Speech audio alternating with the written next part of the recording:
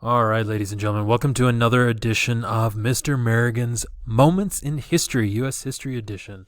So today we are going to continue looking at some of the reform movements and the road to the Civil War, and we're going to look at the Abolitionist Movement today. So that would be the anti-slavery movement, and certainly this image helps to encapsulate, again, this idea of the debate over slavery in the 1800s. So we're going to be able to explain in this first part how abolitionists influenced the anti-slavery movement. So an abolitionist is a person who strongly favors doing away with slavery. And they were among this growing band of reformers.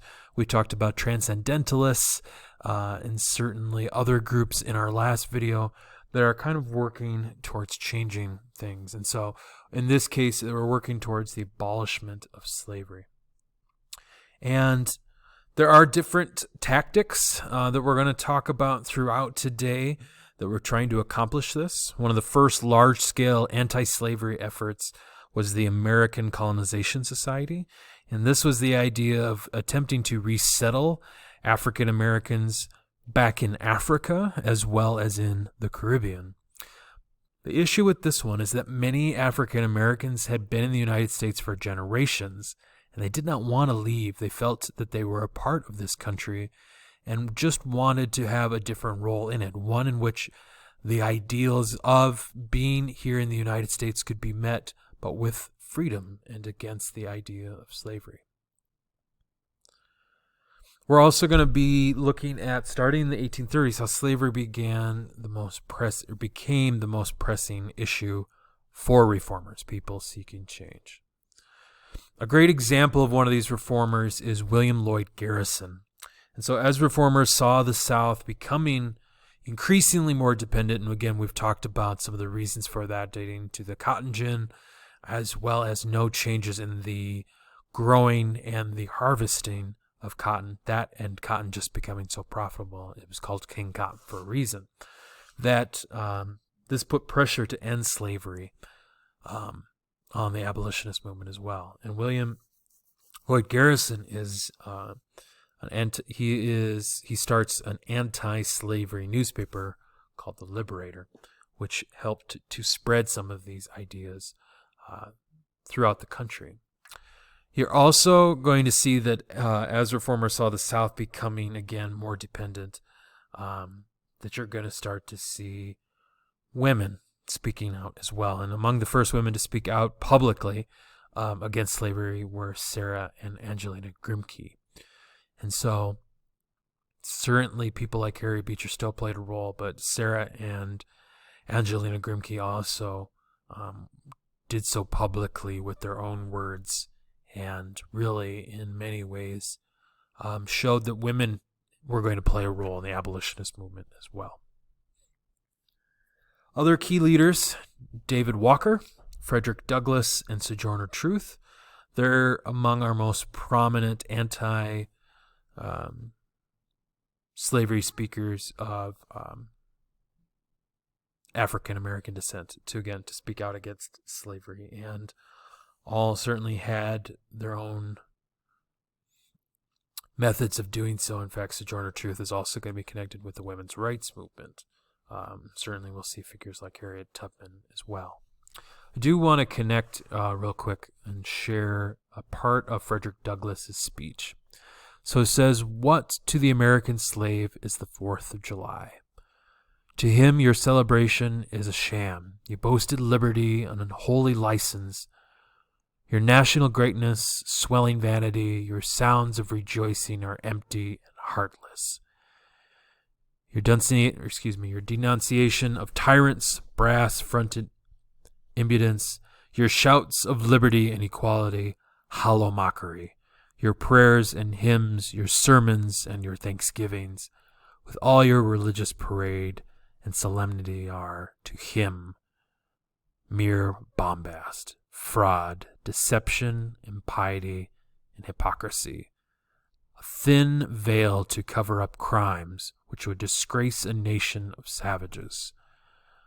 There is not a nation of savages.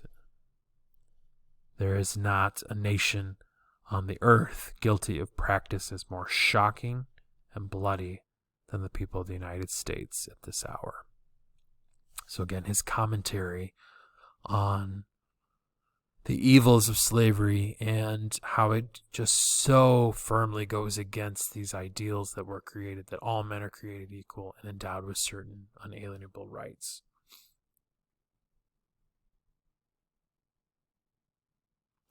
Certainly, another tactic here is the Underground Railroad. We've discussed this a little bit already, but certainly it was a network of escape routes and safe houses that enabled enslaved African Americans to escape to freedom to the north. And again, they weren't entirely successful. Certainly, people like Harriet Tubman are very important. And again, she gets the nickname Moses from saving so many people.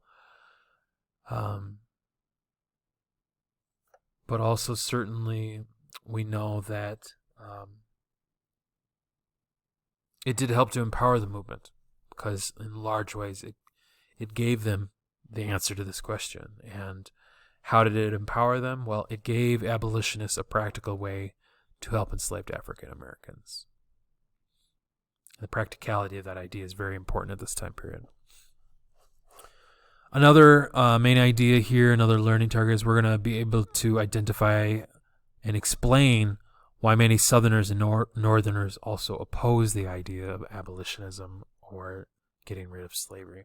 So many Southerners feared that abolishing slavery would be an end to their way of life, an end certainly to their economic viability, and so there was this fear that it would bring a change that was unwanted in the South.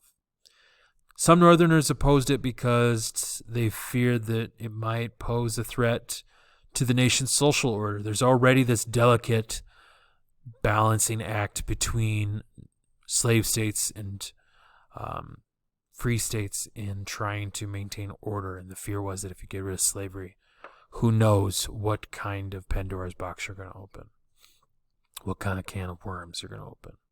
There also was the fear that it would create job competitions between whites and newly freed slaves in their factories. And so even in the North, you're still going to see that not everybody is in favor of abolishing slavery. Abolitionists themselves also often face persecution in the North. In fact, a Boston mob attacked and threatened to hang William Lloyd Garrison. And we also know that Elijah Lovejoy was killed by an angry mob who opposed his anti-slavery newspaper. And so it's important to realize that it isn't just in the South where abolitionists are meeting resistance. They're meeting it across the United States.